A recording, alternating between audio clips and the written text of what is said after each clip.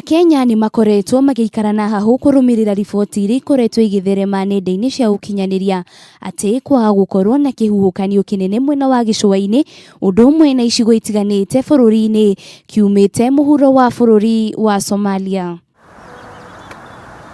Kuringana na ruhonge rwa urathi wa riera guku bururi-ini maugite kinya ndiri hatikaini ya kuhofanirwo ni kihuhukanio giki kuona tutigikinyirirwo ni kihuhukanio kiu. There is no cyclone that is expected to hit Kenya. Let's get that out of the way.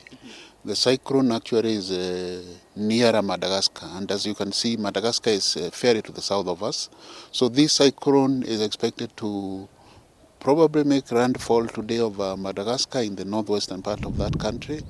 But the effects of this cyclone, the cyclone being a very big system, are being felt even up to this place. So the enhancement of rainfall along the coast can be attributed to a certain extent to the cyclone that is in the southwest Indian Ocean, but the direct hit from this cyclone, that one is not possible. Maya mokite uriri family 150 kuma mwena wa Nyatike kaunti-ini ya Migori matigitwo matari na wikaro thutha wa muiyuro wa mai kuhofaniria micii yao, undu uria uthite na mbere na kuhanika icigo-ini nyingi ta mwaraho uyu wa mai uria wi kaunti-ini ya Isiolo na Samburu, andu makiurio gwithema kundu kuria kwaraganu amu muiyuro uyu wahota guthie na mbere. Of course, the other thing we need to caution Kenyans, particularly with the rains that we are receiving, people need to be a little bit cautious.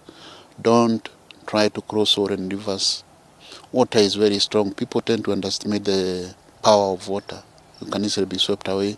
People also tend to drive through flooded areas where you can't even see what is below the water surface. People need to be careful when you are driving. Avoid pools of water, and you are not cushioned from danger even when you are driving. Mbura ino itanyitwo kura nginyagia muthia wa mweri uyu wa Dithemba, guku wa Kenya makiurio kugia na wigiririki. Ripotera Kameme TV, Retora Kwani Wanjiru wa Foro.